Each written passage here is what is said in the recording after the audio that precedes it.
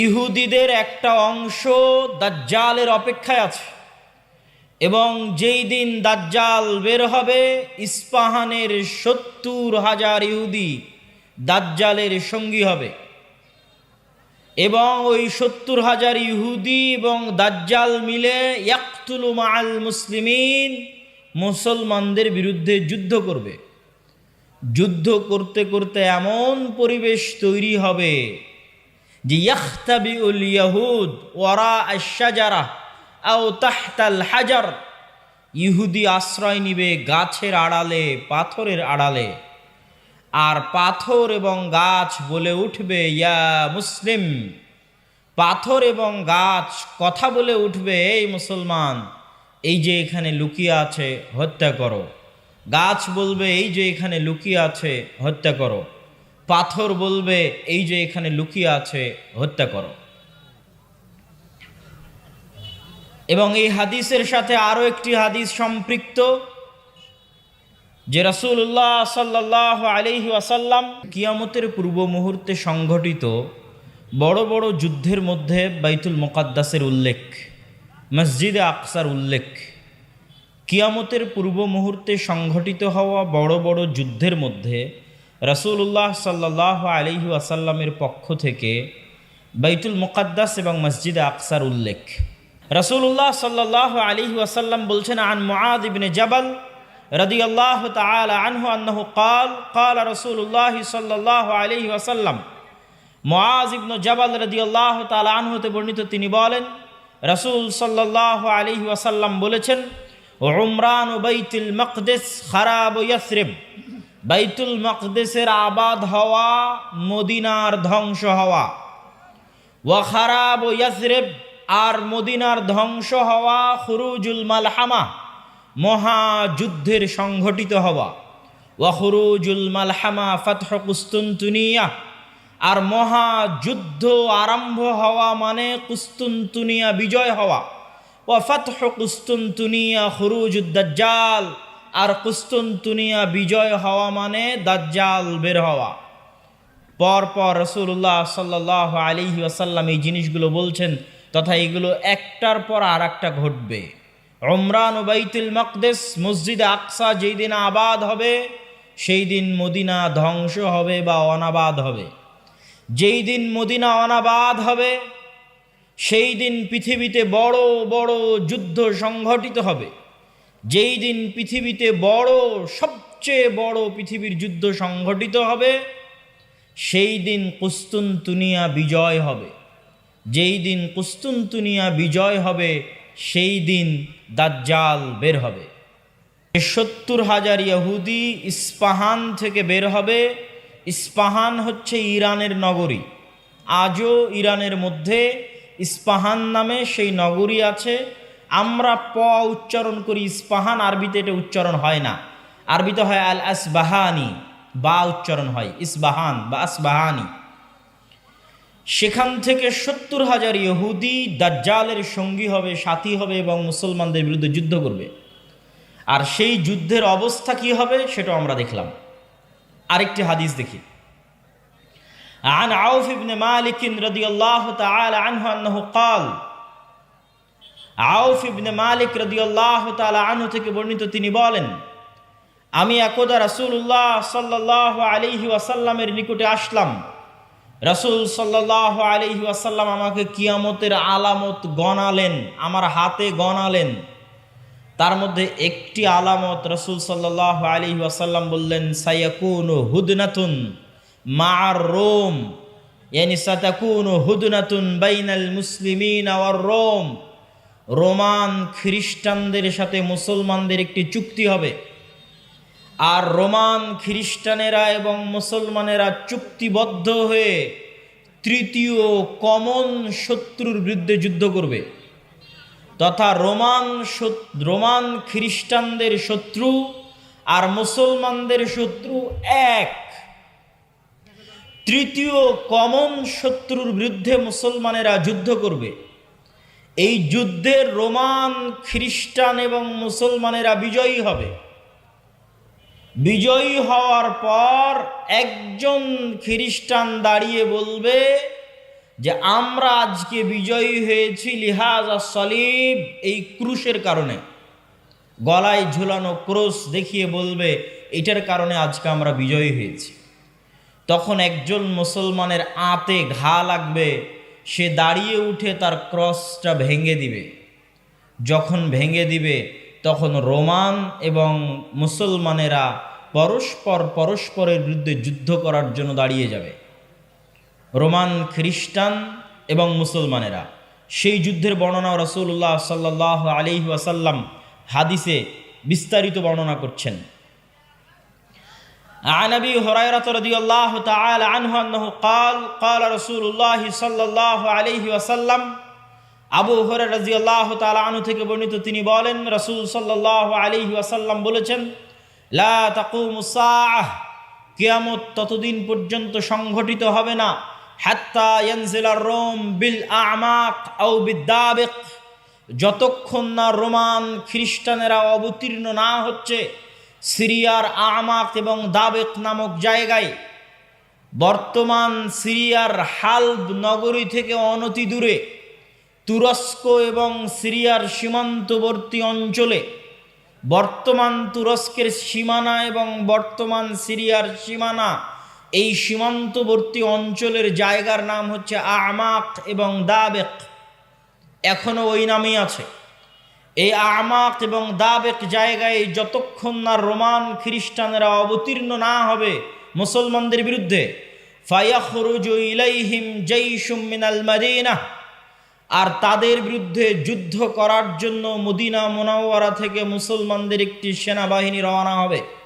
রাসূলুল্লাহ সাল্লাল্লাহু আলাইহি ওয়াসাল্লাম বলছেন, মদিনা মুনাওয়ারা থেকে বের হওয়া সেই মুজাহিদ বাহিনী খেয়ার ও আহলিল আরজ, তৎকালীন বিশ্বের সর্বোত্তম, সবচেয়ে শ্রেষ্ঠ, সবচেয়ে দামি, সবচেয়ে আল্লাহওয়ালা পরহেজগার মানুষ হবে।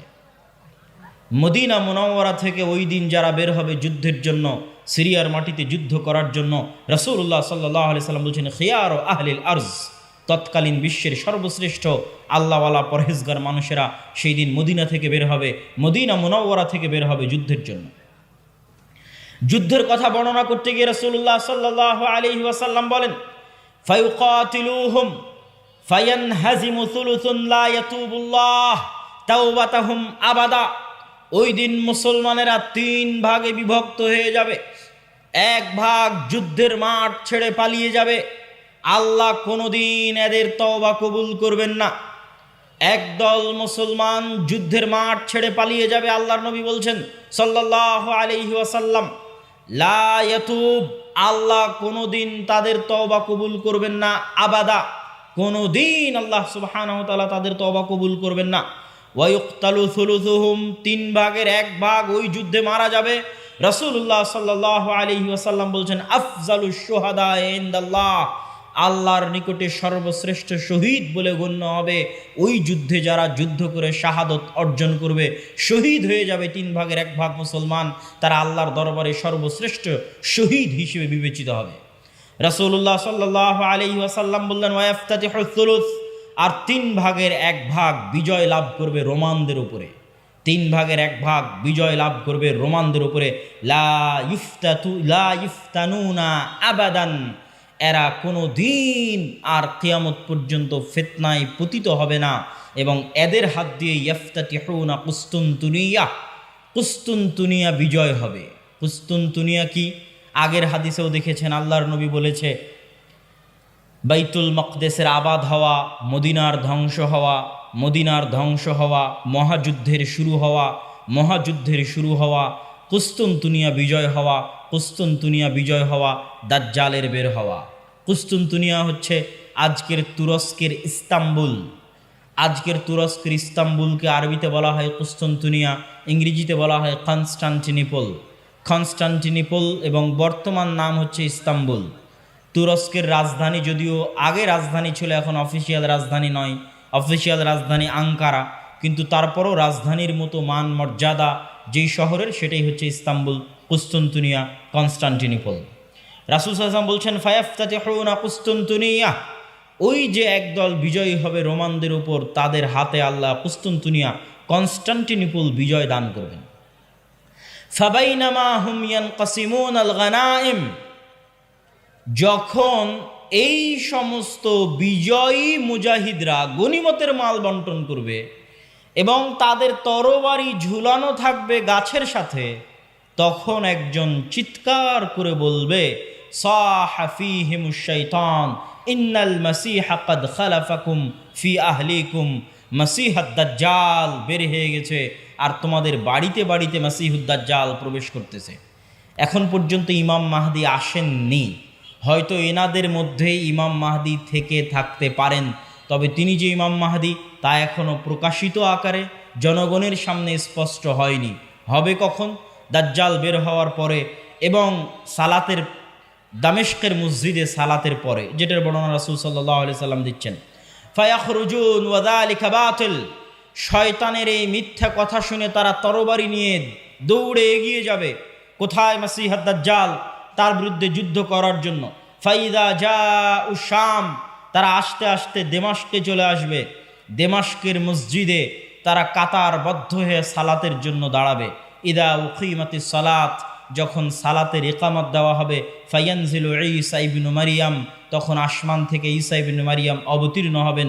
ফাআম্মাহুম ফাইদা রাআহু আদুউল্লাহ যাবা কামা ইয়াযুবুল মিলহ ফিল মা, ঈসা ইবনু মারিয়াম অবতীর্ণ হবেন ওই মসজিদে এবং তারপরে মুসলমানেরা দাজ্জালের বিরুদ্ধে যুদ্ধ করার জন্য রওনা দিবে এবং মসজিদে আকসার পাশে, জেরুজালেমের পাশে লুদ নামক বাবুল লুদ নামক দরজায় ঈসা আলাইহিস সালাতু ওয়াস সালামকে দেখে মাসীহুদ দাজ্জাল লবণ যেভাবে পানিতে দিলে গলে যায় সেভাবে গলতে থাকবে এবং তার গলে শেষ হওয়ার আগেই রাসূল সাল্লাল্লাহু আলাইহি ওয়াসাল্লাম বলছেন, ফালাউ তারাকাহু লানযাব হাত্তা ইয়ানহালিক, যদি ঈসা ইবনু মারিয়াম তাকে ওই অবস্থায় রেখে দিতেন তাহলে সে গলে ধ্বংস হয়ে যেত। হাত্তা ইয়াহলিক ওয়ালাকিন ইয়াকতুলুহুল্লাহ বিয়াদিহি ফায়ুরিহিম দামাহু ফি হারবাতিহি, কিন্তু আল্লাহ সুবহানাহু ওয়া তাআলা চান যে ঈসা ইবনু মারিয়ামের মাধ্যমে সে নিহত হোক, এই জন্য ঈসা ইবনু মারিয়াম তাকে হত্যা করবেন এবং দাজ্জালের রক্ত জনগণকে দেখাবেন। সম্মানিত উপস্থিতি, আরেকটি ব্যতিক্রম ধর্মী হাদিস, সেই হাদিসটা বলে আমরা আমাদের সংক্ষিপ্ত ব্যাখ্যার দিকে এগিয়ে যাব ইনশাআল্লাহ। আবু হুরায়রা রাদিয়াল্লাহু তাআলা আনহু থেকে বর্ণিত, তিনি বলেন, রাসূল সাল্লাল্লাহু আলাইহি ওয়াসাল্লাম বলছেন, সামি'তুম বিমাদিনাতিন জানিবুম মিনহা ফিল বার ওয়া জানিবুম মিনহা ফিল বাহর, তোমরা একটি শহরের কথা শুনেছ যেই শহরের এক সাইডে সমুদ্র এবং আর এক সাইডে মাটি। রাসূলুল্লাহ সাল্লাল্লাহু আলাইহি ওয়াসাল্লামের উত্তরে সাহাবীগণ বললেন, জি আমরা শুনেছি। রাসূল সাল্লাল্লাহু আলাইহি ওয়াসাল্লাম বলছেন, লা তাকুমুস সাআহ হাত্তা ইয়াগযুহা ৭০ আলফাম মিন বনি ইসহাক, ততক্ষণ পর্যন্ত কিয়ামত হবে না যতক্ষণ না বানু ইসহাকের ৭০,০০০ মানুষ তাদের বিরুদ্ধে যুদ্ধ না করছে। আর তারা সেই দিন যুদ্ধ করবে ওই শহর বিজয়ের জন্য, আর ওই শহর বিজয়ের জন্য ফালাম ইউকাতিলু বিসালাহ, কোনো অস্ত্রপাতি লাগবে না ওই শহর বিজয় করতে। ওয়ালাম ইয়ারমু বিসাহমিন, কোনো তীর নিক্ষেপ করা লাগবে না ওই শহর বিজয় করতে। ক্বালু লা ইলাহা ইল্লাল্লাহু আল্লাহু আকবার, তারা শুধু আল্লাহু আকবার ধ্বনি দিবে, তাকবীর ধ্বনি দিবে। ফায়াসকুতু আহাদু জানিবাইহা, ওই শহরের একটি প্রাচীর ধসে পড়ে যাবে। তারপরে দ্বিতীয়বার যখন তারা তাকবীর ধ্বনি দিবে তখন শহরের আরেকটি প্রাচীর ধসে পড়ে যাবে। তারা তৃতীয়বার যখন তাকবীর ধ্বনি দিবে তখন শহরের আরেকটি প্রাচীর ধসে পড়ে যাবে। ফাইফাররাজু লাহুম ফায়াদখুলুহা, তারা বিজয়ী বেশে ওই শহরে প্রবেশ করবে। ফায়াগনামু ফাবাইনাহুমা ইয়াকতাসিমুনাল মাগানিম, যেই মুহূর্তে তারা বিজয়ী বেশে শহরে প্রবেশ করবে আর গনিমতের মাল বন্টন করবে, তখন শয়তান চিৎকার করে বলবে, তোমাদের ঘরে দাজ্জাল প্রবেশ করে গেছে। সম্মানিত উপস্থিতি, পরপর আমরা 4টা হাদিস দেখলাম। এই 4টা হাদিস এক একজন এক একভাবে ব্যাখ্যা করতে পারে। আমি আগেও বলেছি যে যতদিন এই জিনিসগুলো না ঘটবে ততদিন এই জিনিসগুলোর প্রকৃত ব্যাখ্যা কেউ জানবে না। কিন্তু আমার কাছে সংক্ষিপ্তভাবে যেটা মনে হয়েছে যে উমরান ও বাইতুল মাকদেস আবাদ হওয়া, কেউ কেউ ব্যাখ্যা করে এই যুগের যে বাইতুল মাকদেস আবাদ হওয়া মানে ইহুদিরাই জেরুজালেম দখল করে নিবে এবং সেখানে বিশাল রাজধানী প্রতিষ্ঠা করবে। প্রতিষ্ঠা করার মাধ্যমে সে এটা পৃথিবীর একটি জাঁকজমকপূর্ণ একটা বিশাল বড় শহর লন্ডন দুবাইয়ের মতো একটা বড় শহরে পরিণত হয়ে যাবে জেরুজালেম, যেটা থাকবে তাদের হাতেই, আমাদের হাতে নয়। কেউ বলেছেন এটা। আর আমার কাছে সংক্ষিপ্তভাবে মনে হয়েছে যে উমরান ও বাইতুল মাকদেস আবাদ হওয়া মানে মুসলমানদের হাতেই বাইতুল মাকদেস থাকবে এবং মুসলমানেরাই বাইতুল মাকদেস বিজয় করবে এবং সেখানে সালাত সিয়াম সকল কিছু বাস্তবায়ন হবে এবং বাইতুল মাকদেস মুসলমানদের হাতে আগেই বিজয় হবে, তথা যে ঘটনাগুলো পরবর্তীতে সংঘটিত হচ্ছে সেগুলোর আগেই মুসলমানদের হাতে বাইতুল মাকদেস থাকবে। কখন থাকবে আল্লাহ সুবহানাহু ওয়া তাআলা ভালো জানেন। এবং বাইতুল মাকদেসের বিজয় হওয়া মানে মদিনার ধ্বংস হওয়া কি? হয়তো মদিনা অনাবাদ হয়ে যেতে পারে, মদিনার যে শান শওকত সেই শান শওকতে কমতি আসতে পারে, যে কোনো কারণে আসতে পারে।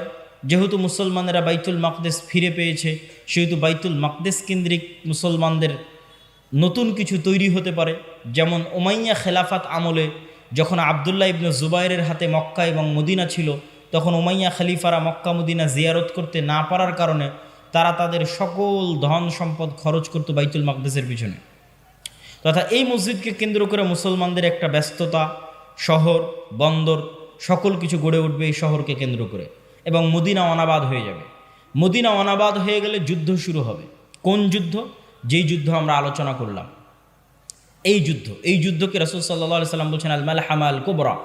এবং এই যুদ্ধের বর্ণনা দিতে গিয়ে অন্য হাদিসে রাসূলুল্লাহ সাল্লাল্লাহু আলাইহি ওয়াসাল্লাম বলেছেন যে এই যুদ্ধে এত বেশি পরিমাণ মানুষ মারা যাবে যে একটা উড়ন্ত পাখি যদি আকাশে উড়তে থাকে তাহলে উড়তে উড়তে সে ক্লান্ত হয়ে যাবে, কিন্তু লাশের সারি সে উড়ে শেষ করতে পারবে না, এত বেশি পরিমাণ মানুষ মারা যাবে এই যুদ্ধে।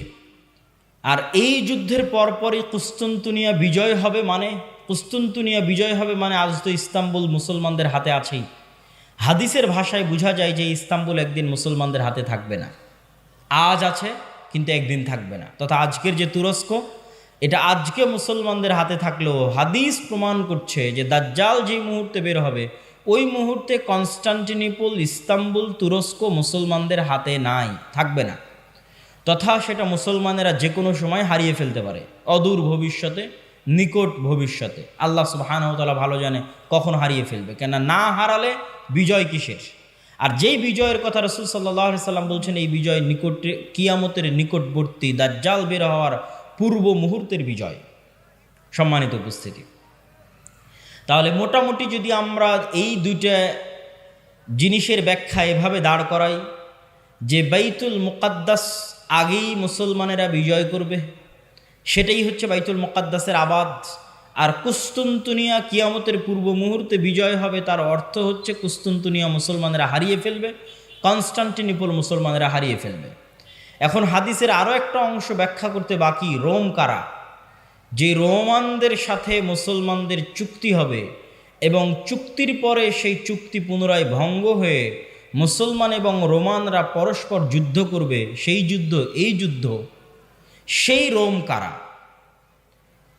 এই বিষয়ে মুহাদ্দিসিনে কেরাম এবং মুফাসসিরিনে কেরামের মধ্যে মতভেদ হওয়ার সবচেয়ে বড় কারণ হচ্ছে আল্লাহর নবীর যুগে রোম বলতে যাদেরকে বোঝানো হতো তাদের রাজধানী ছিল কনস্টান্টিনোপল। আল্লাহর নবীর যুগে মানে যেই সময়ে আল্লাহর নবী এই হাদিস বলতেছেন ওই সময়ে রোম বলে যাদের বোঝানো হতো তাদের রাজধানী তুরস্কের ইস্তাম্বুল, কনস্টান্টিনোপল। এবং মুসলমানেরা এটা কোনোদিনই বিজয় করতে পারেনি। মুসলমানেরা এটা বিজয় করেছে অনেক পরে, আজ থেকে 500 অথবা 600 বছর আগে। উসমানীয় খেলাফত আমলে মুসলমানেরা বিজয় করেছে, না উমাইয়া খেলাফত আমলে, না আব্বাসী খেলাফত আমলে কোনোদিন বিজয় হয়নি। ক্রুসেডের যুদ্ধ হয়েছে, তখনও মুসলমানরা ইস্তাম্বুল বিজয় করতে পারেনি। মঙ্গোলীয়রা মুসলমানদের বাগদাদে হত্যা করেছে, তখন মুসলমানরা ইস্তাম্বুল বিজয় করতে পারেনি। তারও পরে মুসলমানরা ইস্তাম্বুল বিজয় করেছে 1400 খ্রিস্টাব্দের দিকে মুহাম্মদ আল ফাতেহ। তো এই জন্য রাসূল সাল্লাল্লাহু আলাইহি ওয়াসাল্লাম যখন রোম শব্দ বলতেছেন হাদিসে মদিনায়, তখন রোম মানে বর্তমান তুরস্কের কনস্টান্টিনোপল, ইস্তাম্বুল। আর তৎকালীন এই রোমে যারা বসবাস করত তারা হচ্ছে অর্থোডক্স খ্রিস্টান। আর আজকে ইতালির যারা রোম, ইতালির রাজধানী রোম, ইউরোপের যারা খ্রিস্টান, আমেরিকার যারা খ্রিস্টান, তারা হচ্ছে ক্যাথলিক খ্রিস্টান। এবং তাদের মধ্যে বিশ্বাসগত এবং আকীদাগত পার্থক্য আছে, অনেক বিষয়ে পদ এবং পদবীগত পার্থক্য আছে, কৃষ্টি কালচার সামাজিক আচার ব্যবহারগত পার্থক্য আছে। তাহলে রোম বলতে আমরা যদি তৎকালীন রোম ধরি, তথা অর্থোডক্স খ্রিস্টানদের হাতে যখন কনস্টান্টিনোপল ছিল, সেই অর্থোডক্স খ্রিস্টানেরা এখন বসবাস করে রাশিয়ায়।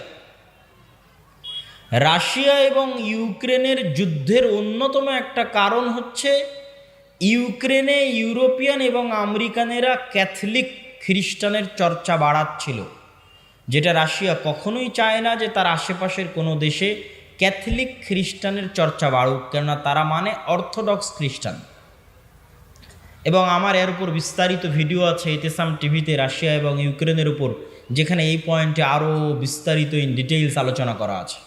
তাহলে আল্লাহর নবীর যুগের রোম যদি ধর্মীয় দৃষ্টিকোণ থেকে তাদের পরিচয় দেখি, যে আল্লাহর নবী যেই সময়ে হাদিস বলছেন ওই সময়ে রোম বলতে কাদের বোঝা হতো, তাহলে কনস্টান্টিনোপলে যে অর্থোডক্স খ্রিস্টানেরা ছিল তাদেরকে বোঝানো হতো। তারা আজ কোথায় আছে? তারা আজ রাশিয়াতে আছে। এবং রাশিয়া যে যুদ্ধগুলো লড়ে, সেই যুদ্ধগুলোর পিছনে অনেক ধর্মীয় কারণ আছে, যেটাও আমি আমার ওই ভিডিওতে স্পষ্ট আকারে ডকুমেন্টারি আকারে দেখিয়েছি, যে এই যুদ্ধগুলো শুধু বাহ্যিক কোনো কারণে লড়াই করা হয় না, বরং ধর্মীয় কারণে লড়াই করা হয়। যেমন আজকে ইসরায়েল এবং ফিলিস্তিনের যুদ্ধে ইসরায়েল যে যুদ্ধ করতেছে, এটা শুধু বাহ্যিক কোনো কারণ নয়, বরং এর পিছনে ধর্মীয় কারণ আছে, সেটাও বলবো বক্তব্যের শেষের দিকে ইনশাল্লাহ। আর যদি বলি যে না তারা নয়, তাহলে ইতালির রাজধানী যে রোম, ইতালির রাজধানী রোম মানে আজকের ইউরোপ, আজকের আমেরিকা, যারা আমাদের বিরুদ্ধে ক্রুসেডের যুদ্ধ করার জন্য এসেছিল, কয়েক শতাব্দী আগে বাইতুল মুকাদ্দাস খ্রিস্টানেরা দখল করেছিল, সুলতান সালাহুদ্দিন আইয়ুবী বিজয় করেছিলেন, সেই ক্রুসেডাররা, তাদের সাথে মুসলমানদের চুক্তি হবে, তৃতীয় কোনো পক্ষের বিরুদ্ধে মুসলমানেরা তাদেরকে সাথে করে নিয়ে যুদ্ধ করবে, সেই যুদ্ধে রোমানরা আর মুসলমানেরা বিজয়ী হবে। তারপরে রোমানদের একজন বলবে এই ক্রুশের কারণে বিজয়ী হয়েছিলাম, এক মুসলমান উঠে ভেঙে দিবে, তখন আবার তারা পরস্পর মুখোমুখি দাঁড়িয়ে যাবে, আর এই যুদ্ধ হচ্ছে মালহামা, যেটা সিরিয়াতে হবে। আজকের যে ফিলিস্তিন, আজকের যে ইসরায়েল, এগুলোও সিরিয়া, আজকের যে জর্ডান, এগুলোও সিরিয়া, সেই যুদ্ধ হবে সিরিয়াতে। আর ওই যুদ্ধে মুসলমানদের হেডকোয়ার্টার হবে গোতা নামক জায়গায়, যে গোতা নামক জায়গাটি হচ্ছে সিরিয়ার রাজধানী দামেস্ক থেকে অনতি দূরে। আর সেই যুদ্ধে রোমানদের হেডকোয়ার্টার হবে আমাক এবং দাবেক নামক জায়গায়, যা বর্তমান সিরিয়া এবং তুরস্কের সীমান্তবর্তী অঞ্চলে এখনও সেই নামে সেই জায়গা পরিচিত এবং জানা যায়। সম্মানিত উপস্থিতি, আজকে দাজ্জালের যে লম্বা হাদিস আছে, সেই লম্বা হাদিস থেকেও দু একটা পয়েন্ট বলে এই মাটি, এই অঞ্চলের গুরুত্ব বোঝানোর আজকের এই পর্বের আলোচনার আমরা শেষের দিকে চলে যাব ইনশাআল্লাহ। দাজ্জালের হাদিস আপনারা সকলেই জানেন, কিন্তু সেই হাদিসে যে জায়গাগুলোর কথা দাজ্জাল বলেছে, আমরা সেটাই একটু সংক্ষিপ্তভাবে তুলে ধরব। আপনারা তামিম আদ-দারি রাদিয়াল্লাহু তাআলা আনহুর বিখ্যাত হাদিস, যদি শ্রদ্ধেয় শায়েখ আব্দুর রাজ্জাক বিন ইউসুফ তার বক্তব্য শুনে থাকেন তাহলে শুনতে আরও মজা লাগবে, কিন্তু আমি শুধু ব্যাখ্যা করব যে ওখানে দাজ্জাল যে জায়গাগুলোর কথা বলে ওই জায়গাগুলো কি এবং কোথায়। তো তামিম আদ-দারি রাদিয়াল্লাহু তাআলা আনহু তারা নৌকা নিয়ে সফরে বের হয়েছিলেন, 1 মাস সমুদ্রের মধ্যে ঘুরপাক খেতে থেকেছেন। ঘুরপাক খেতে খেতে যখন একটা দ্বীপে গিয়ে ঠেকেছেন, সেই দ্বীপে তাদের সাথে দাজ্জালের সাক্ষাৎ হয়েছে। দাজ্জালের সাক্ষাৎ হওয়ার আগেও একটা বড় অদ্ভুত জন্তু সেখানে দায়িত্ব পালন করছিল। সেই অদ্ভুত জন্তু নিজেকে পরিচয় দিয়েছে যে আমি হচ্ছি গোয়েন্দা, আনাল জাসাসা। তারপরে সেই অদ্ভুত জন্তু তাদেরকে বলেছে তোমরা যার কাছে এসেছো তিনি এই দিকে আছে, এগিয়ে যাও। সেখান থেকে এবার আমি আপনাদেরকে এখান থেকে পড়ে শোনাচ্ছি যে ওখানে দাজ্জাল কি বলছে এবং সেই জায়গাগুলো কোথায়। দাজ্জাল বলছে, জিজ্ঞেস করছে, আসআলুকুম আন নাখলিহা আন নাখলে বাইসান আখবিরুনি আন নাখলে বাইসান। বাইসান নামক খেজুর বাগান সম্পর্কে আমাকে তোমরা সংবাদ দাও। কুলনা আন আইয়ি শানিহা তাস্তাখবির। বাইসান নামক খেজুরের বাগান সম্পর্কে তুমি কি জানতে চাও? তখন দাজ্জাল উত্তরে বলছে, আসআলুকুম আন নাখলিহা। বাইসান নামক খেজুর বাগানে এখন খেজুর হয় কি না এ বিষয়ে আমাকে জানাও। হাল ইউসমির আমলা, তখন ওই তামিম আদ-দারি রাদিয়াল্লাহু তাআলা আনহু এবং তার সাথে যারা গেছে তারা উত্তরে বললেন কুলনা নাআম, এখনো সেখানে খেজুর হয়। তখন দাজ্জাল উত্তরে বলছে আমা ইন্নাহু ইউশিকু আল্লা তুসমির, জেনে রাখো অচিরেই সেই বাইসান নামক খেজুর বাগানে খেজুর হবে না। ক্বালা আখবিরুনি আন বুহায়রা আত-তাবারিয়াহ, তোমরা আমাকে বুহায়রা আত-তাবারিয়াহ, তাবারিয়া লেক, তাবারিয়া খাল সম্পর্কে জানাও। তাবারিয়া খাল সম্পর্কে তোমাকে কি বলবো? ক্বালা হাল ফিহা মা, সেখানে কি পানি আছে? তখন উত্তরে বলছে হিয়া কাসীরাতুল মা, অনেক বেশি পানি আছে। ক্বালা আমা ইন্নামা ইউশিকু আন ইয়াযহাব, জেনে রাখো অচিরেই সেই খালে পানি থাকবে না। ক্বালা আখবিরুনি আন আইনি যুগার, আইনি যুগার সম্পর্কে আমাকে জানাও। ক্বালু আন আইয়ি শাআনিন তাস্তাখবির, তুমি আইনে জোগার সম্পর্কে কি জানতে চাও? বলে আইনে জোগারে কি এখনো পানি আছে? সেখান থেকে কি মানুষজন পানি নিয়ে চাষাবাদ করে?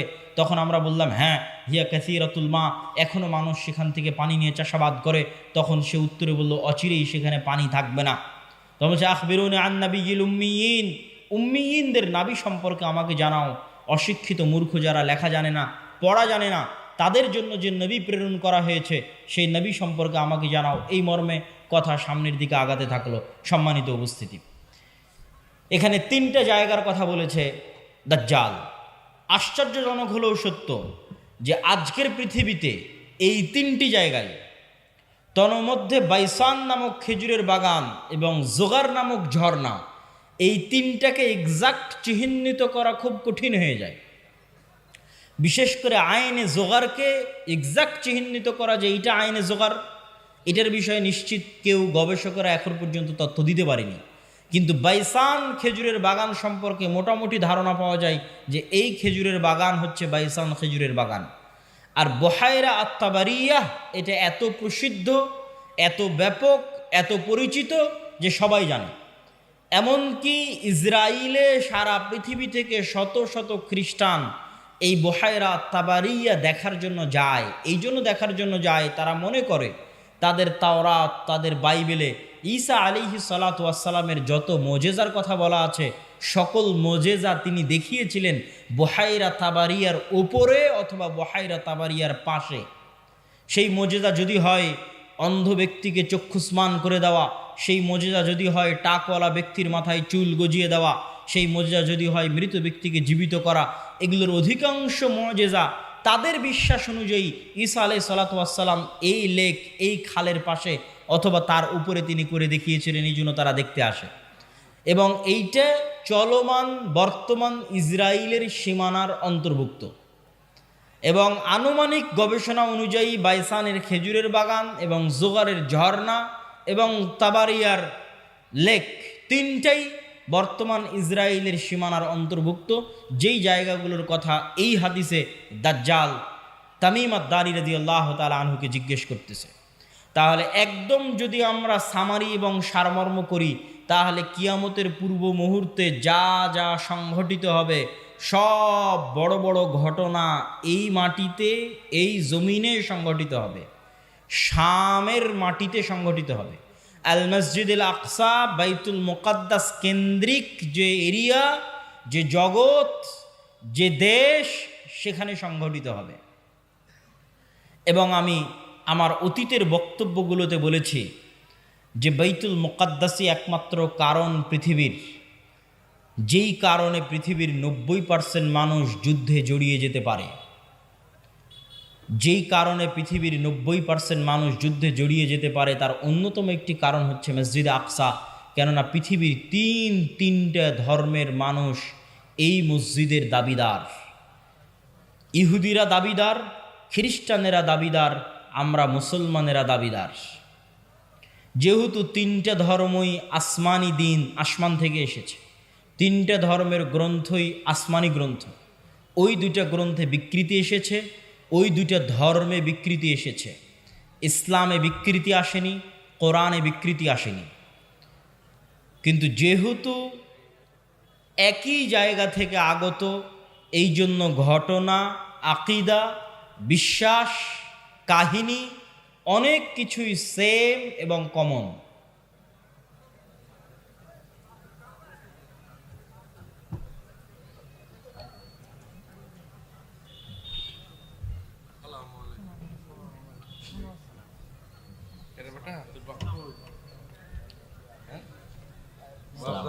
ভালো আসতেছে আসতেছে রাস্তায়।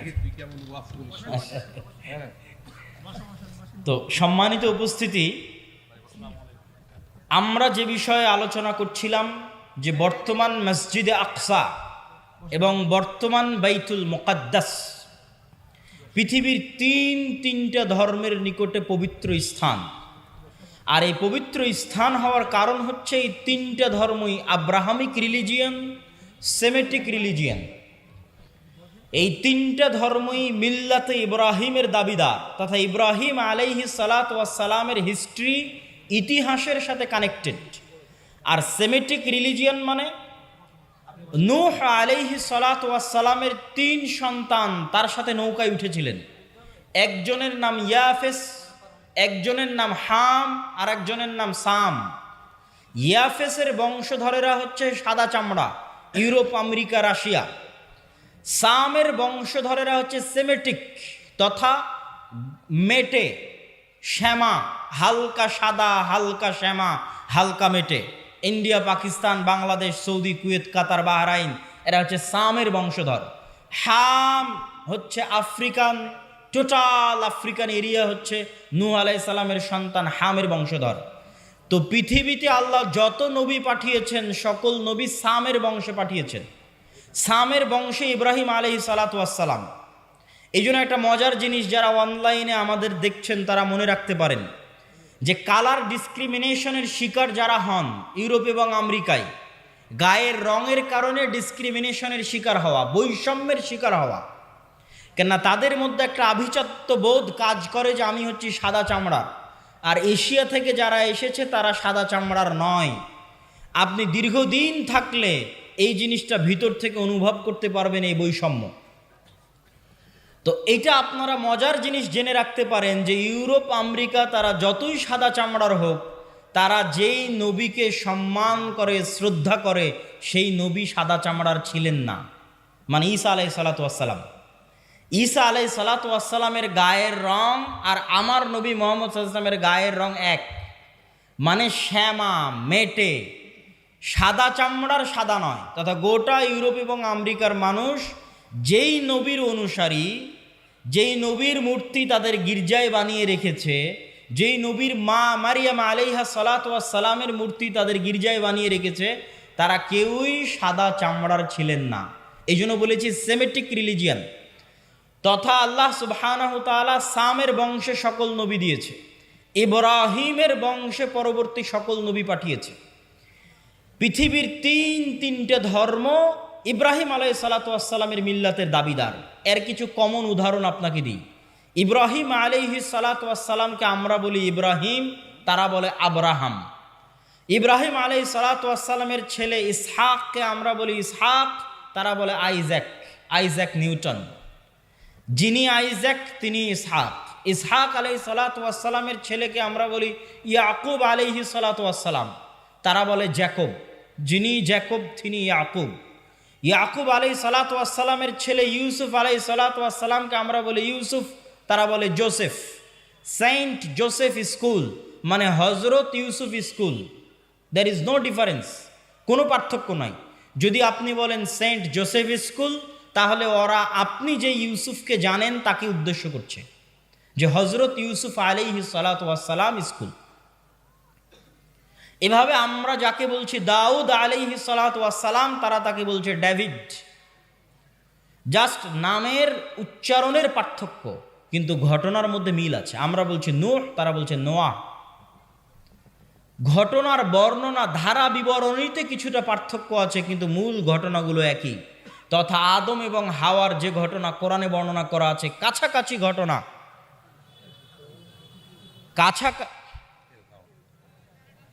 কেমন আছেন আপনি? অনেকদিন দেখা সাক্ষাৎ, বাইরে গেছিলাম তো ইংল্যান্ডে, ওখান থেকে মাস্টার্স করে আসলাম। যে 1 বছরে একটা মাস্টার্স করে আসলাম ইংল্যান্ড থেকে। জি, ইসলামিক ব্যাংকের উপর, ইসলামিক ব্যাংকিং সিস্টেমের উপর। এই তানজিল ভাই, আব্বুকে ডেকে নিয়ে আসেন। নিয়ে আসতেছেন? হ্যাঁ বলতেছি, বক্তব্য শেষের দিকে চলে যাচ্ছি। দেখেন হ্যাঁ হ্যাঁ বলবো ইনশাল্লাহ, আমি বুঝাবো, বক্তব্যের মধ্যেই বলবো। ইসলামিক, আলহামদুলিল্লাহ, ইসলামিক ব্যাংকিং এবং ইসলামিক ফাইন্যান্সের উপর মাস্টার্স করা। তাতে কি শরীয়ত মোতাবেক তাহলে কি আমার বুঝে তো মনে হয় না সেটা সব ভালো থাকে। ইসলামী ব্যাংকে টাকা নেওয়া থৌত দেখি হাট কাপড়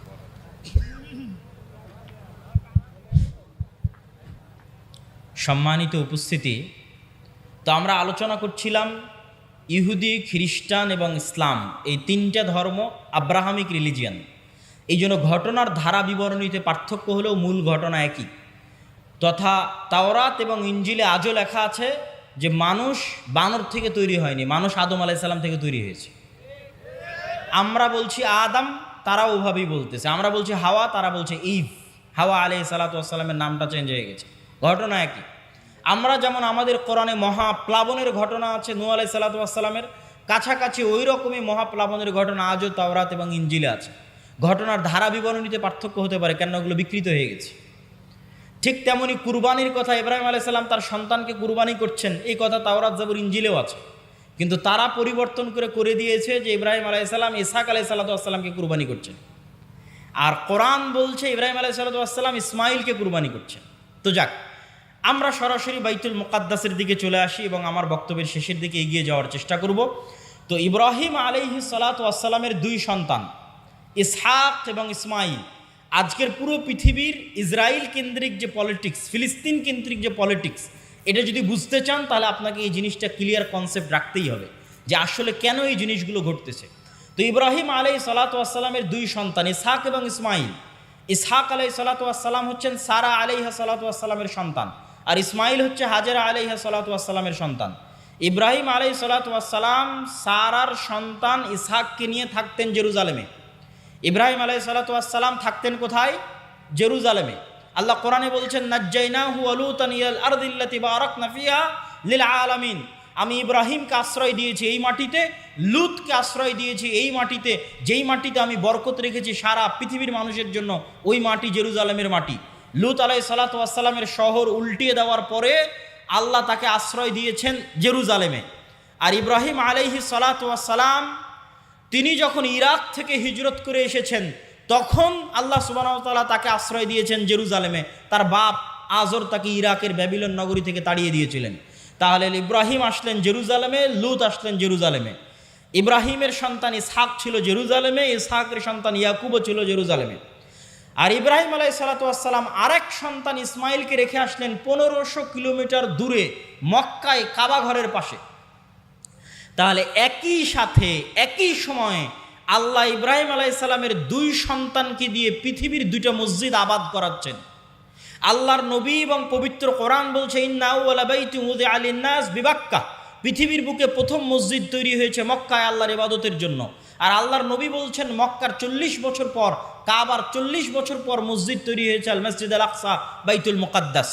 তাহলে ইব্রাহিম আলাইহিসসালামের এক সন্তান ইসহাক এবং তার বংশধরেরা আবাদ করছে মসজিদ আকসা, আর ইব্রাহিম আলাইহিসসালামের আরেক সন্তান ইসমাইল এবং তার বংশধরেরা আবাদ করছে কাবা, একই সময়ে একই সাথে।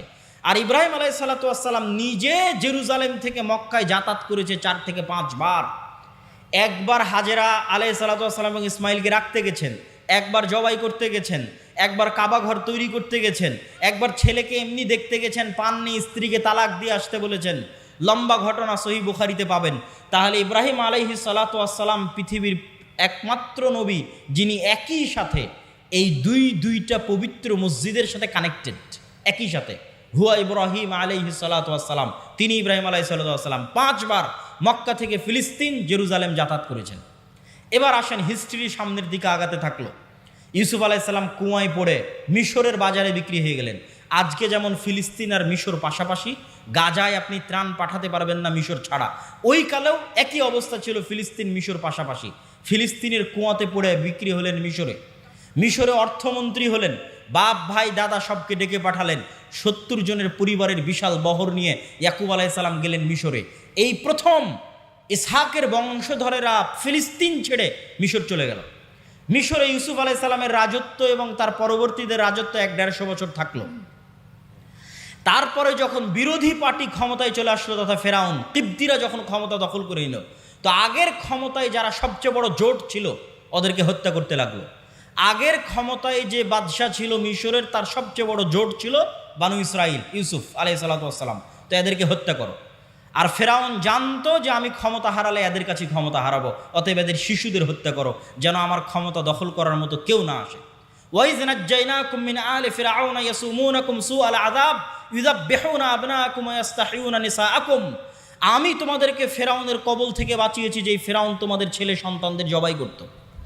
আল্লাহ পবিত্র কোরআনে বলছেন ছেলে সন্তানদের জবাই করত। আজকের ফেরাউন বানু ইসমাইলের ছেলে সন্তানদেরকে গাজায় হত্যা করতেছে।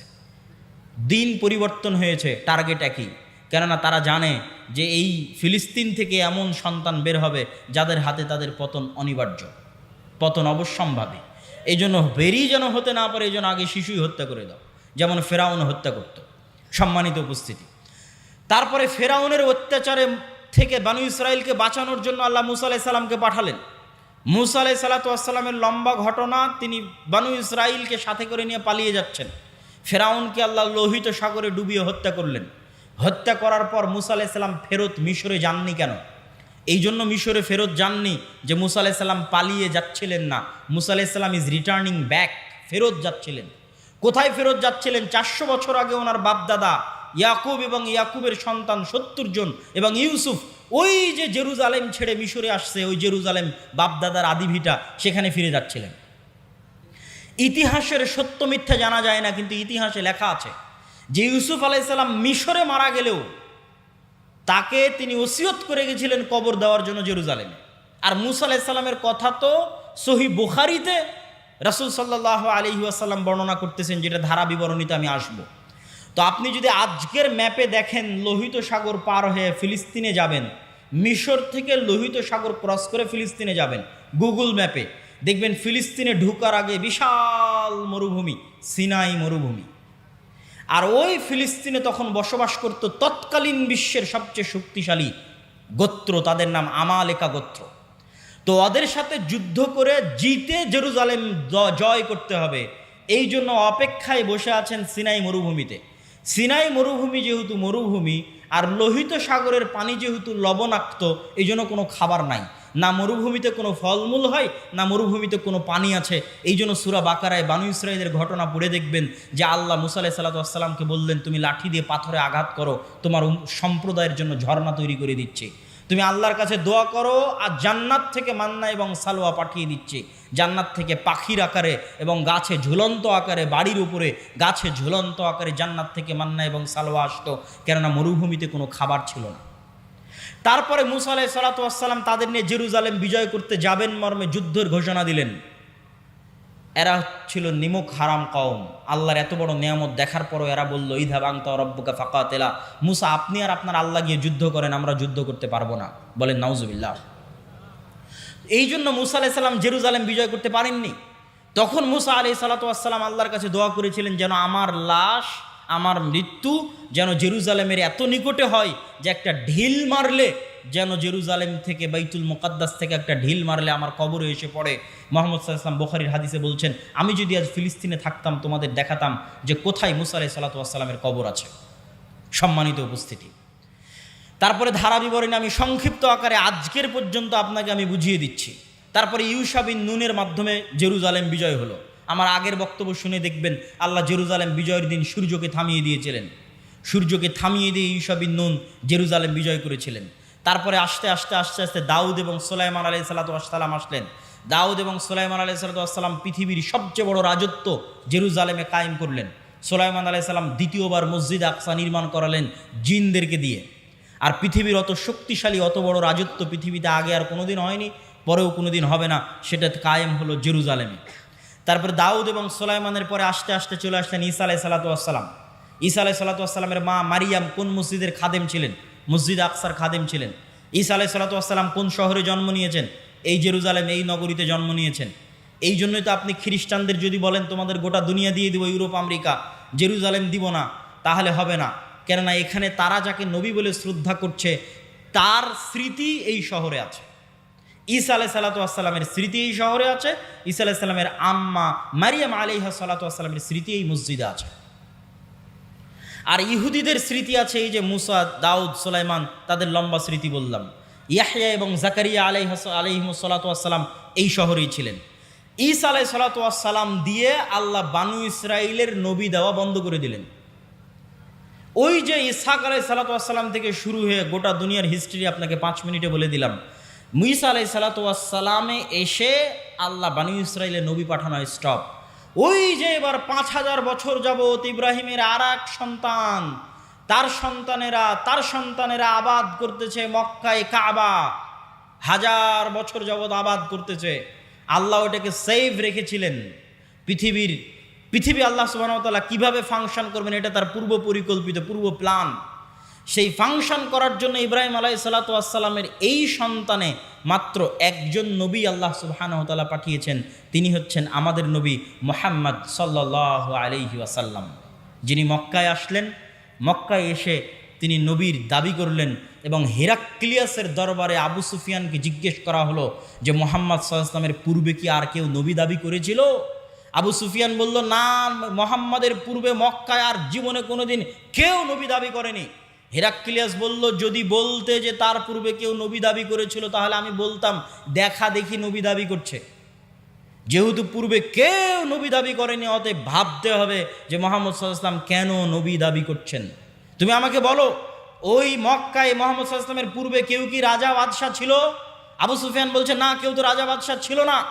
1000 বছর যাবৎ আমরা জানি না যে এই বংশে, এই অঞ্চলে কোনোদিন রাজত্ব ছিল, বরং আজীবন এরা রোমান এবং পারস্য এম্পায়ারের অধীনে তাদের জীবন কাটেছে। ওখানে কোনোদিন রাজত্ব তৈরি হয়নি, মক্কা কেন্দ্রিক কোনো রাজত্ব তৈরি হয়নি। তখন বলছে, তাহলে তো অবশ্যই ভাবতে হয়, যদি তুমি বলতে এখানে কোনোদিন রাজা ছিল তাহলে আমি বলতাম যে বাপের দেখা দেখি, বাপদাদার সম্পত্তি, বাপদাদার রাজত্ব ফিরে পাওয়ার জন্য এখন নিজে নবুয়তের দাবি করছে। যেহেতু মক্কা কেন্দ্রিক কোনোদিন রাজত্ব তৈরি হয়নি, মক্কায় কোনোদিন কেউ নবী দাবি করেনি, আবার তোমরা বলছো যে ওখানে ইব্রাহিমের সুন্নাত পাওয়া যায়, মানে হেরাক্লিয়াস স্বপ্নে দেখেছিল আরবদের মধ্যে যারা খাতনা করে। হেরাক্লিয়াস সব পাদ্রীদের ডেকে বলছে, কারা খাতনা করে? পাদ্রীরা বলল, শুধু ইহুদিরা খাতনা করে। বললাম, না, আমি স্বপ্নে দেখেছি আরবদের মধ্যে কারা খাতনা করে। আরবদের মধ্যে কেউ খাতনা করে আমি তো জানি না।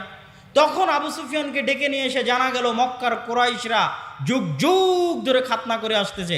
কেন? মক্কার কুরাইশদের আদি পিতা তো ইসমাইল আলাইহিসসালাম, যিনি ইব্রাহিমের সন্তান। এটা ইব্রাহিমের সুন্নাত, মিল্লাতে ইব্রাহিমের সুন্নাত। সম্মানিত উপস্থিতি, এই জায়গায় হলো সুপারিয়রিটিতে ধাক্কা।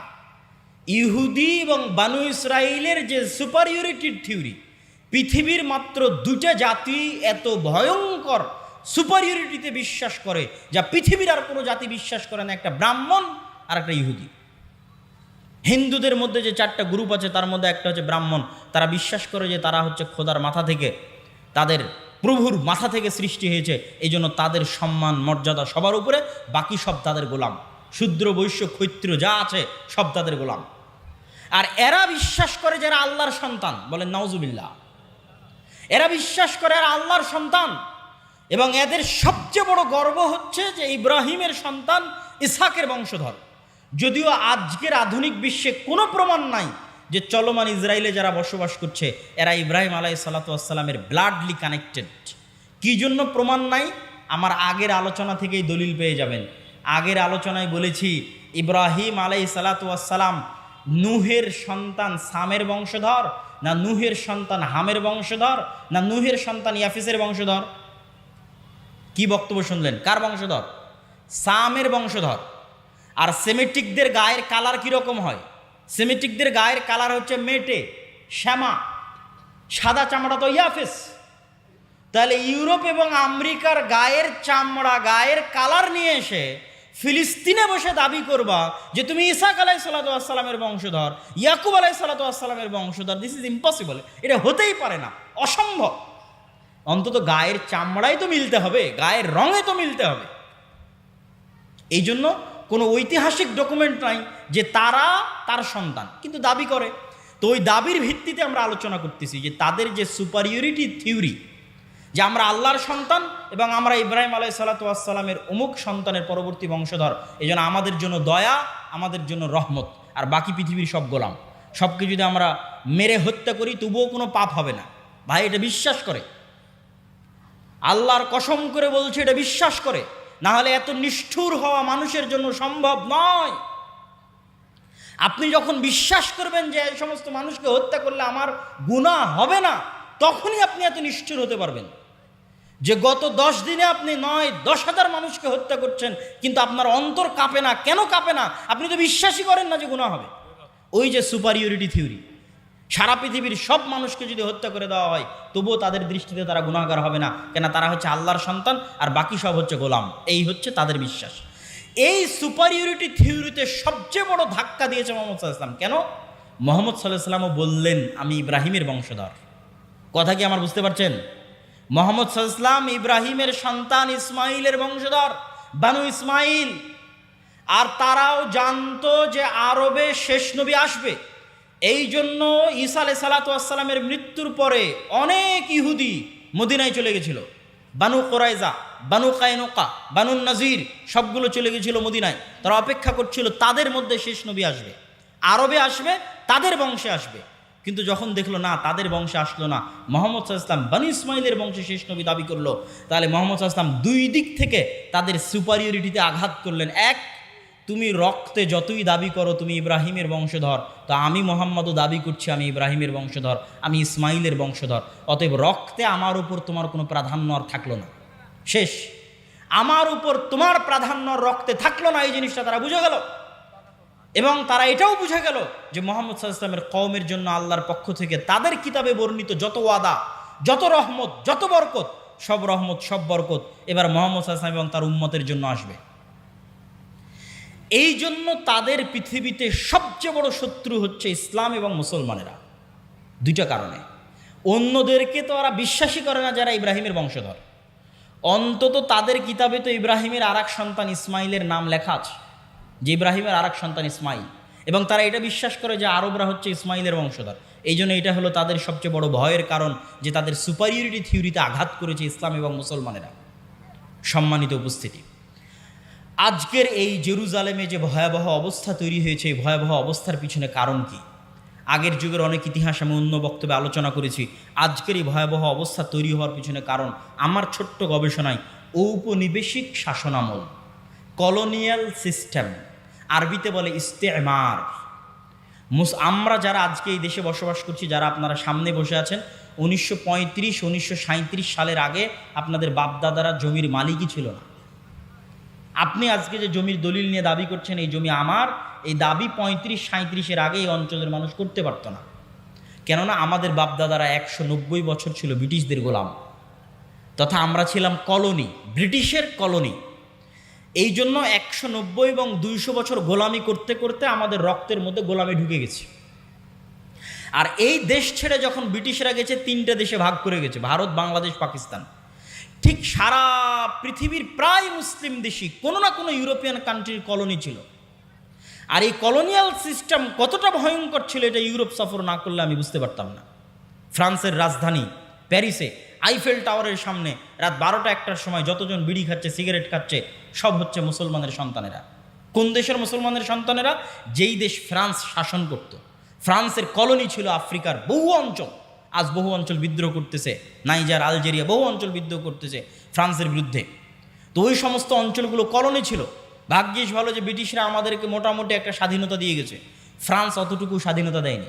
ফ্রান্স বলেছে তোমার রিজার্ভ ব্যাংকের টাকা আমার ব্যাংকে থাকবে, তুমি কোনো অস্ত্র কিনতে পারবে না আমার কাছে ছাড়া, তুমি বৈদেশিক কোনো চুক্তি করতে পারবে না আমার অনুমতি ছাড়া, অথচ নাকি স্বাধীন। এভাবে তারা স্বাধীনতা দিয়ে এসেছে। কলোনিয়াল সিস্টেম ভয়ঙ্কর। তো ঠিক আজকের যেই শাম, আজকের যেই ফিলিস্তিন, ইসরায়েল, জর্ডান, লেবানন, কাতার, দুবাই, বাহরাইন, এগুলো আজ থেকে 50-60 বছর আগে ছিলই না। আসতেছে তো নিয়ে আসো, দান যেহেতু বলতেছো, না নিয়ে আসলে কেমন করবো? ও তো আচ্ছা আচ্ছা আচ্ছা আচ্ছা, ঠিক আছে ঠিক আছে, বুঝতে পেরেছি। ওকে ওকে, বুঝতে পেরেছি, ঠিক আছে, জাযাকাল্লাহ খাইর। তো আমি আমার বক্তব্যের শেষের দিকে চলে আসছি। তো যখন ব্রিটিশরা এই অঞ্চল ছেড়ে যায়, এগুলো কোনো দেশই ছিল না, ওরা এই যেমন আমাদের এই ভারত উপমহাদেশকে ভেঙে টুকরো টুকরো করেছে, ওই রকম বাহরাইন একটা ছোট্ট দেশ বানিয়েছে, কাতার, দুবাই, তারপরে হচ্ছে জর্ডান, তারপরে হচ্ছে লেবানন, তারপরে হচ্ছে এই ছোট্ট ভাঙতে ভাঙতে ওর মধ্যে থেকে ইসরায়েল বের করে দিয়েছে। তথা ইসরায়েল হচ্ছে ঔপনিবেশিকের ফল, ঔপনিবেশিক শাসন আমলের সন্তান। যে কলোনিয়াল সিস্টেম সারা পৃথিবীতে মুসলমানেরা ভোগ করেছে তার ফল, তার রেজাল্ট। আর ওই যে গোলামি করতে করতে রক্তে গোলামি ঢুকে গেছে মুসলমানদের জন্য, গোলামি থেকে বের হতে হলে আরও সময় লাগবে, স্বাধীন চেতা মনোভাব লাগবে, আল্লাহর ইবাদত এবং দ্বীনের অনুসরণ করা লাগবে। দ্বীনের অনুসরণ, আপনি বলতেছেন আপনি মসজিদ আকসা বিজয় করবেন, বাইতুল মুকাদ্দাস বিজয় করবেন, আপনি যে দেখেন তো একটা ইহুদি পরিবারের ছেলে মেয়ে কী করে, আর আজকে যারা এখানে বসে আছে এরা কী করে? আজকে যারা যে সমস্ত এখানে যুবক বসে আছে এদের মধ্যে কয়জন মদখোর, জুয়াখোর, ফ্রি ফায়ার পাবজি নিয়ে ব্যস্ত? আর ইহুদির কয়টা সন্তান ফ্রি ফায়ার পাবজি আর মদ আর জুয়া নিয়ে ব্যস্ত? আমার চ্যালেঞ্জ থাকলো আপনি যান খুঁজেন, তাদের দোষ দিয়ে লাভ নাই। আল্লাহ সুবহানাহু ওয়া তাআলা আমাদেরকে আযাব হিসেবে, শাস্তি হিসেবে মসজিদ আকসায় যেতে দেয় না। এই কষ্ট আমার এবং আপনার অন্তরে থাকতে হবে। যেই মসজিদের 2 রাকাত সালাত অন্য মসজিদের 1000 সালাতের চেয়ে উত্তম, পৃথিবীর যে তিনটা মসজিদ, ইসলামের সবচেয়ে পবিত্রতম মসজিদ, যার জন্য সফর করা, যার জন্য যাওয়া উত্তম উচিত, যেই মসজিদগুলোতে সালাতের বিশেষ ফজিলত রয়েছে, সেই 3টা মসজিদের একটা মসজিদ, মসজিদ আকসা, আমরা যেতে পারি না। এটা আল্লাহ আমাদেরকে বঞ্চিত করে রেখেছে আমাদের কর্মফলের কারণে, আমাদের আমলের কারণে। সম্মানিত উপস্থিতি, আপনি ইহুদি পল্লীতে যান, ইহুদি পল্লীতে গিয়ে দেখেন তারা কিভাবে চলে, কিভাবে চলাফেরা করে, দেখে আসেন। তারা পৃথিবীর মানুষকে বলবে তোমরা সুদ নিয়ে ব্যস্ত থাকো, ওরা নিজেরা পরস্পরে সুদ খাবে না। তারা পৃথিবীর মানুষের পিছনে কোটি কোটি টাকা ব্যয় করবে যে তোমরা মদ, গাঞ্জা, জুয়া এগুলো নিয়ে ব্যস্ত থাকো, ওরা নিজেরা জীবনে কোনোদিন মদ, গাঞ্জা, জুয়া নিয়ে ব্যস্ত থাকবে না। টাকার বিষয়ে সবচেয়ে কৃপণ, টাকা কেমনে জমা করতে হয়, অনর্থক অপচয় খরচ না করে টাকা কেমনে জমা করতে হয়, পৃথিবীর সবচেয়ে বড় বড় মাল্টি বিলিয়নার হচ্ছে তারা। কেন? তারা ওইভাবেই তাদের সন্তান সন্ততিকে বড় করেছে। হ্যাঁ, তাদের উপর আল্লাহর গজব এবং আযাব আসবে, কিন্তু আল্লাহ সুবহানাহু ওয়া তাআলা বিধর্মীদের দিয়েই মুসলমানদেরকে আযাব এবং শাস্তি দিয়ে থাকেন। তারও দলিল কোরআন এবং হাদিসে আছে, যেটা আমি আমার অন্য বক্তব্যে বিস্তারিত আলোচনা করেছি, আজকে সময় নাই। সেহেতু আমরা একটা আযাব এবং গজবের মধ্যে দিয়ে যাচ্ছে আমাদের আমলের কারণে। আমাদের অন্তরে ব্যথা থাকতে হবে যে আমরা হজ এবং উমরা করতে গেলেও, মক্কা মদিনায় গেলেও মসজিদ আকসায় যেতে পারি না। আজ থেকে 100 বছর আগে, গত 1300 বছর এমন কোনো মুসলমান নাই যারা হজ উমরা করতে গেছে আর মসজিদ আকসায় যায়নি। হজের ট্রিপ মানেই মসজিদ আকসাহের ট্রিপ হবে। সম্মানিত উপস্থিতি, এই জন্য সুলতান সালাহুদ্দিন আইয়ুবী শপথ করেছিলেন যতদিন আল্লাহ তার 3টা মসজিদের একটা মসজিদকে খ্রিস্টানদের কবল থেকে মুক্ত না করবে, ততদিন সুলতান সালাহুদ্দিন আইয়ুবী আল্লাহর আরেক মসজিদ মক্কা এবং মসজিদে নববী জিয়ারতের জন্য যাবে না। আল্লাহর মসজিদকে বন্দি দশায় রেখে, আল্লাহর মসজিদকে মানুষের সালাত মুক্ত অবস্থায় রেখে তিনি কিভাবে আল্লাহর আরেক মসজিদ জিয়ারতের জন্য যাবেন, এই ব্যথায় তিনি যুদ্ধ করতেন। এই জন্য আপনাদের সন্তান সন্ততি পরবর্তী বংশধরের অন্তরে এই ব্যথা, এই বিশ্বাস এবং আমলের পরিবর্তনের মাধ্যমে আমরা বিজয় অর্জন করতে পারি। যেহেতু আল্লাহর ওয়াদা যে বিজয়ী হব, বক্তব্যের শুরুতেই হাদিস পড়ে দিয়েছি যে পাথর বলবে, গাছ বলবে, ওয়াদা হবে। আল্লাহর নবী বলেছেন হবে, আজ না হলে যেদিন ইমাম মাহদি আসবেন সেই দিন হবে। কিন্তু আমরা যদি তার আগেও যে হবে না তা না, তার আগেও হতে পারে। সুলতান সালাহুদ্দিন আইয়ুবীর হাত দিয়ে আল্লাহ বিজয় করায়নি, করিয়েছে। আমাদের হাত দিয়েও আল্লাহ বিজয় করাতে পারে, কিন্তু তার জন্য আমলের পরিবর্তন লাগবে, আখলাকের পরিবর্তন লাগবে। সম্মানিত উপস্থিতি, আজকের যে অনুষ্ঠানটা আয়োজন হচ্ছে, এই অনুষ্ঠানের মূল লক্ষ্য উদ্দেশ্য হচ্ছে মসজিদ ভিত্তিক দ্বীন শিক্ষা, মসজিদ ভিত্তিক মক্তবকে শক্তিশালী করা। আমরা আপনাদের এই অঞ্চলে সফর দিয়েছিলাম, গোটা মোহনপুর অঞ্চলে আমি নিজে সফর দিয়েছি। মোটামুটি কিছু মসজিদে মসজিদ ভিত্তিক মক্তব আছে, কিছু মসজিদে নাই। তো এই যে শিক্ষায় আমরা পিছিয়ে, জ্ঞানে আমরা পিছিয়ে, অথচ তারা আমাদের চেয়ে শিক্ষা এবং জ্ঞানে এগিয়ে। তো আমাদের যে জ্ঞানে পিছিয়ে এবং বিশেষ করে ধর্মীয় জ্ঞানে আরও পিছিয়ে, কেননা আমাদের দেশের 90% ছেলে মেয়ে যায় স্কুলে আর 2 থেকে 3% যায় মাদ্রাসায়। ওই যে 90 থেকে 95% গেল স্কুলে, তাদের জন্য কোনো একাডেমিক সিলেবাস নাই দ্বীন শেখানোর। যদি না আমরা মসজিদগুলোকে দ্বীন শিক্ষার দিক থেকে শক্তিশালী না বানাতে পারি, শক্তিশালী প্রতিষ্ঠান না বানাতে পারি, তাহলে আমাদের পরবর্তী প্রজন্ম হবে কোরআনবিহীন, আমাদের পরবর্তী প্রজন্ম হবে দ্বীনের জ্ঞানবিহীন, যা আমাদের উপরে জাতিগতভাবে আল্লাহর আযাব আসার জন্য বাধ্য করবে। তথা আমরা আজকে বাংলাদেশে বসে আছি, গাজার জন্য প্রতিবাদ করছি, কয়দিন পর দেখবেন যে আমরাই গাজা হয়ে গেছি। কথা বুঝতে পেরেছেন? যদি আমরা আমাদের আমল এবং আখলাকে পরিবর্তন না আনি। কেননা গাজা হওয়ার মতো সকল ক্রাইটেরিয়া এই দেশে মজুদ আছে। কি এই দেশে মজুদ আছে? এটা পৃথিবীর একমাত্র মুসলিম দেশ যার পাশে কোনো মুসলিম দেশ নাই। তথা এটা যদি কোনোদিন গাজা হয় তাহলে গাজার চাইতে ভয়ঙ্কর পরিবেশ তৈরি হবে। কেননা গাজার পাশে অন্তত মিশর তো আছে, মাটির তল দিয়ে খুঁড়ে মিশর থেকে তারা ত্রাণ এবং পণ্য এনে কোনো মতে বাঁচতে পারতেছে। কিন্তু আপনার দেশ যেই দিন গাজা হয়ে যাবে সেই দিন আপনার এখানে ত্রাণ পাঠানোরও কেউ থাকবে না। এই জন্য বাঁচার রাস্তা কি? যদি এই দেশের স্বাধীনতা এবং সার্বভৌমত্ব রক্ষা করতে চান, দিন এবং আমলে ফিরে আসতে হবে। পরবর্তী প্রজন্মদের কাছে বেসিক দিনের জ্ঞান দিতে হবে। তার জন্য মসজিদে টাইলস এবং এসির আগে মক্তব চালু করতে হবে। আমি এমনও মসজিদ সফর করেছি যেই মসজিদে টাইলস আছে, এসি আছে, আমি রাগ করে বলেছি মসজিদে মক্তব নাই। আমি রাগ করে বলেছি আপনারা টাইলসগুলো খুলে বাজারে বিক্রি করেন, এসিটা খুলে বাজারে বিক্রি করেন, তো মসজিদে মক্তব চালু করেন। আমাদের মুসলমানদের কনসেপ্ট দেখেন, আমাদের যারা আরব বিশ্বের বড় বড় দেশ তাদের কনসেপ্ট দেখেন, পর্যটন আর বিনোদন। আর পাশে ইসরায়েলকে দেখেন, শিক্ষা জ্ঞান। আমাদেরকে দেখেন, আমরা হচ্ছে এসি টাইলস, শিক্ষা জ্ঞানের কোনো গুরুত্ব নাই। তাহলে আমরা যদি গোলাম না হই, কারা পৃথিবীতে গোলাম থাকবে? সম্মানিত উপস্থিতি, এই জন্য আজকে আপনারা যারা এখানে উপস্থিত হয়েছেন প্রত্যেকেই আজকের এই প্রোগ্রামগুলো আমরা যেগুলো করছি আর দাওয়া ইলাল্লাহর অধীনে, এটার মূল লক্ষ্যই হচ্ছে মসজিদগুলোতে মক্তব শিক্ষা চাঙ্গা করা, মজবুত করা। তো আপনারা যারা এখানে বিভিন্ন অঞ্চল, বিভিন্ন এলাকা থেকে উপস্থিত হয়েছেন, আপনাদের যে মসজিদগুলোতে মক্তব আছে আমাদের সিলেবাস নিয়ে যাবেন। সালাফি কনফারেন্স রাজশাহী 23 ও 24 নভেম্বর, আল জামিয়া সালাফিয়া ডাঙ্গিপাড়া পবা রাজশাহীতে আসবেন। আপনাদের মক্তবের জন্য সিলেবাস নিয়ে যাবেন, উন্নত মানের সিলেবাস। এবং মক্তবগুলোকে কেন্দ্রীয়ভাবে সেন্ট্রালি ম্যানেজমেন্ট করার জন্য আমাদের পক্ষ থেকে সার্বিক সুযোগ সুবিধা আপনাদেরকে দেওয়া হবে। আর যদি কোনো মসজিদে মক্তব বন্ধ থাকে, সেটাকে চালু করার জন্য কি কি উদ্যোগ নেওয়া যায় সেটার জন্য আপনারা যোগাযোগ করতে পারেন। কিন্তু যে মসজিদগুলোতে চালু আছে তারা দ্রুত গতিতে চেষ্টা করেন আমাদের সাথে সম্পৃক্ত হয়ে ওই মসজিদগুলোর ইমামদেরকে শিক্ষাগত ট্রেনিং দেওয়ার মাধ্যমে এবং ওই মসজিদের সিলেবাসের মান বাড়ানোর মাধ্যমে ওইটাকে একটা প্রতিষ্ঠানে রূপান্তর করা। মসজিদেই থাকবে, মসজিদের মধ্যেই থাকবে, কিন্তু ফাংশন করবে প্রতিষ্ঠানের মতো, যাতে আমরা পরবর্তী প্রজন্মদের কাছে দিনের সঠিক জ্ঞান পৌঁছে দিতে পারি। আর দাওয়া ইলাল্লাহ এই উদ্যোগ নিয়ে আমরা ইতিমধ্যে বাংলাদেশের 4টে জেলার 126টা মসজিদ সফর করেছি, 250-এর অধিক মসজিদে মক্তব উদ্বোধন করেছি। অতএব আপনাদের কাছে উদাত্ত আহ্বান থাকবে, এই প্রজেক্টের সাথে আপনারা সম্পৃক্ত হন। যে মসজিদে মক্তব আছে সেই মক্তবকে চাঙ্গা করার জন্য আমাদের সিলেবাস নেন, আমাদের ট্রেনিং নেন, আমাদের ম্যানেজমেন্ট সিস্টেম নেন। যেই মসজিদে মক্তব নাই সেখানে চালু করার জন্য আমাদের ডাকেন, আমরা সফর দিই, বক্তব্য দিই, চালু করার জন্য সহযোগিতা করি। আর আজকের এই অনুষ্ঠান এবং এখানেও যে মক্তবগুলো পরিচালিত হয় মোহনপুর এবং বাগমারায়, সেই মক্তবগুলোর উন্নয়নের লক্ষ্যে, তাদের সহযোগিতার লক্ষ্যে আমাদের আজকের এই অনুষ্ঠান। অতএব আপনারা এই প্রজেক্টে দান করার চেষ্টা করবেন, সহযোগিতা করার চেষ্টা করবেন। আপনাদের একটা টাকার মাধ্যমেও যদি মুসলমানের একটা সন্তানও কোরআন শিখে, আলিফের একটা অক্ষর শিখে, তো আপনি কবরে চলে গেছেন, 500 বছর হয়ে যাবে, 1000 বছর হয়ে যাবে, কিন্তু আপনার নেকির দরজা বন্ধ হবে না ইনশাআল্লাহ।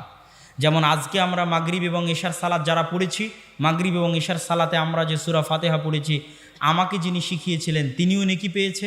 তার আগে আল্লাহর নবী পর্যন্ত যতজন আমার কাছে এই সূরা ফাতিহা পৌঁছানোর জন্য কাজ করেছে, সবাই আমার এই সূরা ফাতিহা পড়ার নেকি পেয়েছে। বলেন আল্লাহু আকবার।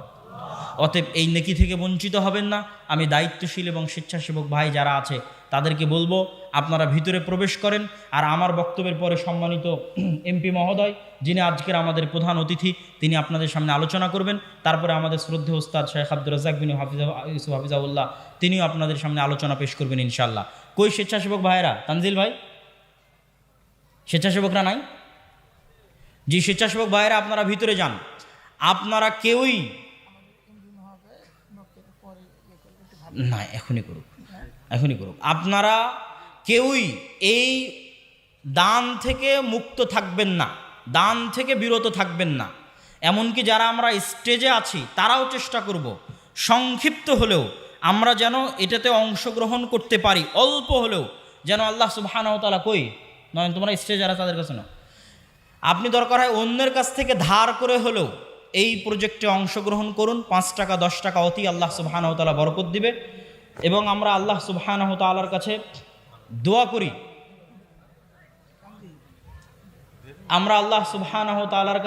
করি, যে আল্লাহ সুবহানাহু ওয়া তাআলা, হে আল্লাহ, আপনি আজকে যারা আমাদের অত্র প্রোগ্রামে উপস্থিত হয়ে এই প্রজেক্টে তাদের স্বতঃস্ফূর্ত অংশগ্রহণের জন্য সহযোগিতার হাত বাড়িয়ে দিচ্ছে, আপনি তাদের দানকে কবুল করুন, আল্লাহুম্মা আমিন। এবং আমাদের ফিলিস্তিনের, হ্যাঁ দিব, আচ্ছা আমাদের, ওকে ওকে ওকে শেষ করে দিচ্ছি। আমাদের ফিলিস্তিনের, ইনশাল্লাহ, হে আল্লাহ সুবহানাহু ওয়া তাআলা, আমাদের ফিলিস্তিনের যে সমস্ত ভাই এবং বোনেরা নিহত হচ্ছে, এখন পর্যন্ত 9,000 মারা গেছে, হে আল্লাহ আপনি তাদেরকে শহীদ হিসেবে কবুল করুন, আল্লাহুম্মা আমিন। হে আল্লাহ, গাজার মুসলমানদের উপর পৃথিবীর স্মরণকালের ভয়াবহ যে অত্যাচার, যে জুলুম চলতেছে, আপনি তাদের উপর থেকে সেই জুলুম, সেই অত্যাচার উঠিয়ে নিন, আল্লাহুম্মা আমিন। হে আল্লাহ, ইন্নাকা আলা কুল্লি শাইইন কাদির, আপনি আপনার শক্তি, আপনি আপনার ক্ষমতা, আপনি আপনার সাহায্য সহযোগিতা মুসলমানদের জন্য পাঠিয়ে দিন, আল্লাহুম্মা আমিন। হে আল্লাহ, আপনি আমাদের জন্য সুলতান আন নাসিরা, এমন একজন শাসক পাঠান যেই শাসকের হাত দিয়ে আমরা পুনরায় মসজিদে আকসা, বাইতুল মুকাদ্দাস বিজয় করতে পারবো, আল্লাহুম্মা আমিন। হে আল্লাহ, আজকে যারা এই দানে অংশগ্রহণ করছে, আপনি তাদের এই দানকে কবুল করুন, আল্লাহুম্মা আমিন। আমাদের যারা পূর্বে মারা গেছে তাদের কবরকে প্রশস্ত করে দিন, আল্লাহুম্মা আমিন। আপনারা কেউই এই দান থেকে বিরত থাকবেন না। স্টেজে যারা আমরা আছি তারাও অংশগ্রহণ করব। কেউই আপনারা এই দান এবং এই সহযোগিতা থেকে 10 টাকা, 5 টাকা হলেও তাতে অংশগ্রহণ করবেন এবং আল্লাহর কাছে দোয়া করবেন, আল্লাহ যেন আদ-দাওয়া ইলাল্লাহ এর যে প্রজেক্ট, মসজিদ ভিত্তিক মক্তব শিক্ষা, এই প্রজেক্টকে যেন আল্লাহ কবুল করে, আল্লাহুম্মা আমিন। আল্লাহ উপরে কবুল করলে নিচে আমাদের জন্য কাজ করা সহজ হবে। আর আপনাদের মধ্যে যদি কেউ থেকে থাকে যিনি একটা মক্তবের দায়িত্ব নেবেন, 2টা মক্তবের দায়িত্ব নেবেন, 3টা মক্তবের দায়িত্ব নেবেন, তাহলে আমাদের স্টল আছে আদ-দাওয়া ইলাল্লাহর, সম্ভবত ওই পাশে স্টল আছে। স্টল কোথায় আছে তানজিল ভাই? হাতের ওই কোনো স্টল আছে। এরকম যদি কেউ থেকে থাকেন আল্লাহর বান্দা, যিনি হয়তো একটা মক্তবের খরচ 12 মাসই বহন করবেন, 1000, 1500, 2000 যা সম্ভব হবে, অবশ্যই আপনারা স্টলে গিয়ে যোগাযোগ করবেন। আল্লাহ কবুল করুক। আমি আমার বক্তব্য এখানেই শেষ করছি। ওয়া আখিরু দাওয়ানা আনিল হামদুলিল্লাহি রাব্বিল আলামিন। আসসালামু আলাইকুম ওয়া রাহমাতুল্লাহি ওয়া বারাকাতুহু।